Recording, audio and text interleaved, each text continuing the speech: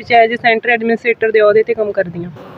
ਠੀਕ ਹੈ। ਅੱਜ ਕੀ ਪ੍ਰੋਗਰਾਮ ਆ ਮੈਡਮ ਇੱਥੇ? ਅੱਜ ਜੀ ਇੰਟਰਨੈਸ਼ਨਲ ਵੂਮਨ ਡੇ ਸੈਲੀਬ੍ਰੇਟ ਹੋ ਰਿਹਾ 8 ਮਾਰਚ ਨੂੰ, ਅਤੇ ਇੱਥੇ ਅਸੀਂ ਜਿਹੜੇ ਵੂਮਨ ਦੇ ਅਗੇਂਸਟ ਕੋਈ ਵੀ ਕ੍ਰਾਈਮ ਹੁੰਦਾ ਉਹਨੂੰ ਡੀਲ ਕਰਦੇ ਹਾਂ। ਉਹਦੇ ਵਿੱਚ ਪੁਲਿਸ ਹੈਲਪ, ਠੀਕ ਹੈ, legal counselling, psycho social counselling ਅਤੇ ਮੈਡੀਕਲ ਹੈਲਪ ਕਰਦੇ ਹਾਂ।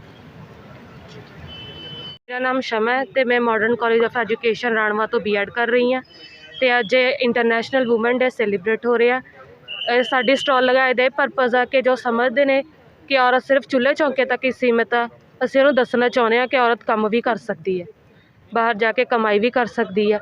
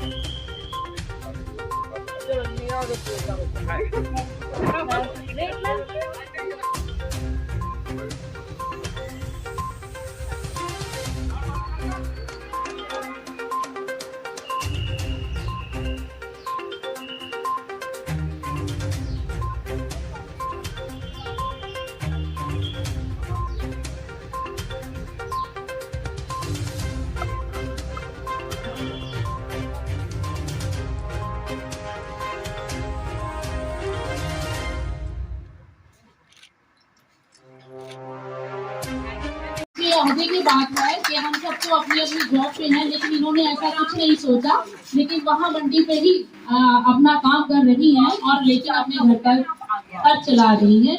और इसी के साथ में सरबजीत मैम जो कि एक ईंटों के पट्टे पे काम करके अपने घर का गुजारा कर रही हैं, और इन्हीं के साथ करमजीत कौर जो इनका साथ दे रही हैं।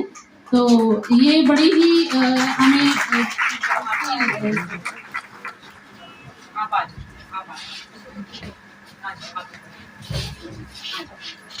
अभी मैं DC मैम को रिक्वेस्ट करूंगी कि वो इन सबको शॉल्स देकर सम्मानित करें, ताकि इन्हें और हौसला अफजाई हो और इनके काम करने के तरीके और ढंग में और हौसला।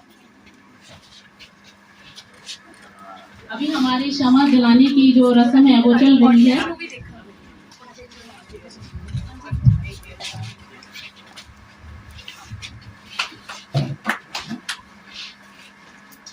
दिया जलाने की रस्म चल रही है और थोड़ा ताड़ियां बजती रहनी चाहिए।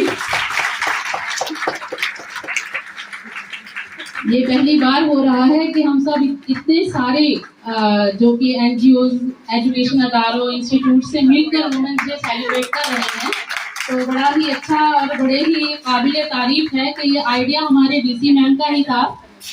तो जिन्होंने हमें ये बताया और हमें मोटिवेट करते रहते हैं, वो टाइम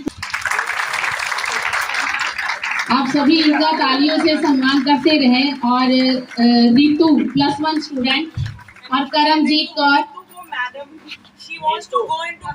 यस, रितु जो कि +2 क्लास में है, लेकिन साथ ही साथ ऑटो रिक्शा चलाकर अपने घर का खर्च करती है।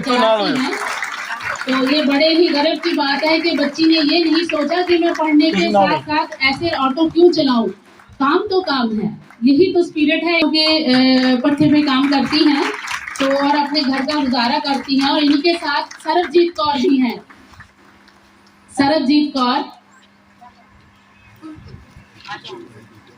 और एक मैं नाम और गर्व से लेना चाहूंगी, Neetu Rani ma'am, please come on the stage.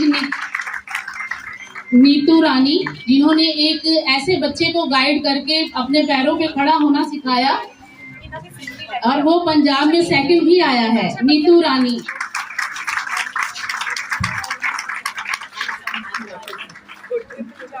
अभी मैं आमंत्रित करना चाहूंगी doctor Iqra Khilji ma'am, BDS dentist from Halima hospital Malerkotla. Doctor Iqra Khilji,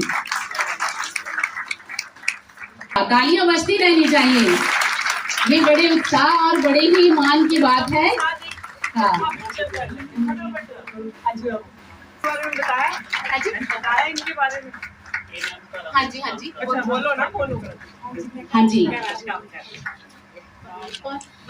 Manjeet Kaur ji के लिए हमें और भी ऑनर की बात है कि हम सब लेडीज कहती हैं कि हम थक चुकी हैं, बिल्कुल काम करने की हिम्मत नहीं है, लेकिन इनकी स्पिरिट देखिए कि ये घरों में काम करके अपने घर का गुजारा करती है, ये पीछे नहीं हटती। और औरत दी ਜਿਹੜੀ ਹੋਂਦ ਹੈ ਜਿਸ ਨੂੰ ਕਿ ਗ੍ਰੰਥਾਂ ਵਿੱਚ ਹਰ ਜਗ੍ਹਾ ਪਛਾਣਿਆ ਗਿਆ ਪਰ ਅਸੀਂ ਆਮ ਜ਼ਿੰਦਗੀ ਵਿੱਚ ਅਕਸਰ ਉਸ ਨੂੰ ਨਜ਼ਰਅੰਦਾਜ਼ ਕਰ ਦਿੰਦੇ ਹਾਂ। ਔਰ ਸਾਡੀਆਂ ਇਹ ਸਾਰੀਆਂ ਭੈਣਾਂ ਜਿਹੜੀਆਂ ਹੁਣੇ ਸਟੇਜ ਤੇ ਆਈਆਂ ਸੀਗੀਆਂ, ਇਹ ਉਹ ਨੇ ਜਿਹੜੀ ਜੱਦੋ-ਜਹਿਦ ਕਰਕੇ ਜਿਨ੍ਹਾਂ ਨੇ ਪਰਿਵਾਰਾਂ ਨੂੰ ਕਾਇਮ ਰੱਖਿਆ ਹੋਇਆ ਹੈ ਔਰ ਸਮਾਜ ਦੀ ਬੁਨਿਆਦ ਹਨ। ਸੋ ਅਸੀਂ ਇਹਨਾਂ ਸਾਰਿਆਂ ਦਾ ਅੱਜ ਮਾਣ ਕਰਦੇ ਹਾਂ ਔਰ ਇਹਨਾਂ ਰਾਹੀਂ ਅਸੀਂ ਮਲੇਰਕੋਟਲਾ ਐਡਮਿਨਿਸਟ੍ਰੇਸ਼ਨ ਜਿਹੜਾ ਹੈਗਾ ਉਹ ਇਹਨਾਂ ਔਰਤਾਂ ਦੀ ਬਿਹਤਰੀ, ਇਹਨਾਂ ਦੇ ਪਰਿਵਾਰਾਂ ਦੀ ਬਿਹਤਰੀ ਔਰ ਇਹਨਾਂ ਦੀ ਆਰਥਿਕ ਜਿਹੜੀ ਹੈਗੀ ਆਤਮ ਨਿਰਭਰਤਾ ਬਾਰੇ ਆਪਣੇ ਆਪ ਨੂੰ ਅਸੀਂ ਕਮਿਟ ਕਰਦੇ ਹਾਂ।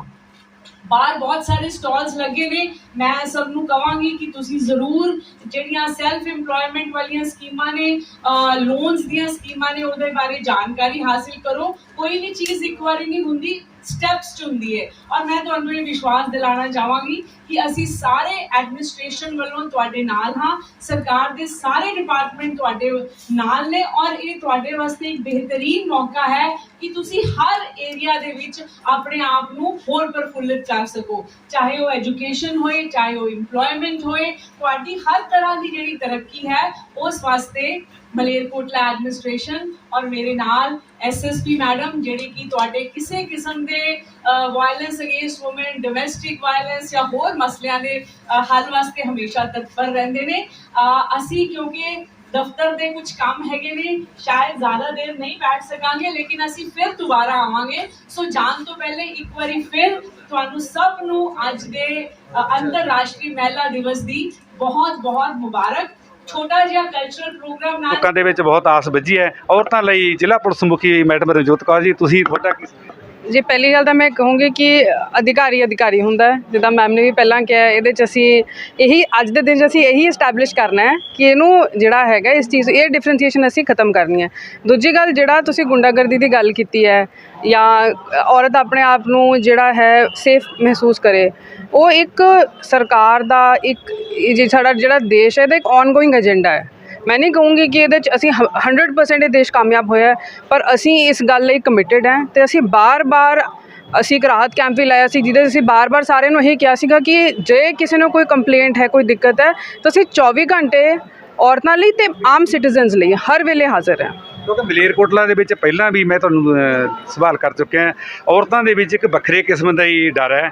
ਔਰਤਾਂ ਜਿਹੜੀਆਂ ਬਾਹਰ ਨਿਕਲਣ ਤੋਂ ਬਹੁਤ ਡਰਦੀਆਂ ਨੇ, ਤੁਹਾਡੇ ਆਉਣ ਦੇ ਨਾਲ ਉਹਨਾਂ ਦੇ ਹੌਸਲਾ ਵਧਿਆ ਜੀ। ਦੇਖੋ ਜੀ, ਇਹ ਅੱਜ ਦਾ ਜਿਹੜਾ ਉਪਰਾਲਾ ਹੈ, ਜਿੱਦਾਂ ਮੈਮ ਨੇ ਤੁਹਾਨੂੰ ਦੱਸਿਆ, ਬਹੁਤ ਵਧੀਆ ਉਪਰਾਲਾ ਹੈ। ਸ਼ਾਇਦ ਤੁਸੀਂ ਜੇ ਅੰਦਰ ਜਾ ਕੇ ਦੇਖੋਗੇ ਤਾਂ ਉਤਸ਼ਾਹ ਜੋ ਔਰਤਾਂ ਦੇ ਵਿੱਚ ਹੈ, ਇਹ ਕੰਮਕਾਜੀ ਔਰਤਾਂ ਨੇ, ਇਹ ਕੋਈ ਇਹੋ ਜਿਹੀਆਂ ਔਰਤਾਂ ਨਹੀਂ ਹੈਗੀਆਂ ਕਿ ਜਿਹਨੂੰ ਆਪਾਂ ਇਹ ਕਹਿ ਸਕਦੇ ਹਾਂ ਕਿ ਜਿਹੜੀਆਂ ਆਮ ਤੌਰ 'ਤੇ ਇਹੋ ਜਿਹੇ ਫੰਕਸ਼ਨਸ 'ਚ ਆਉਂਦੀਆਂ ਨੇ।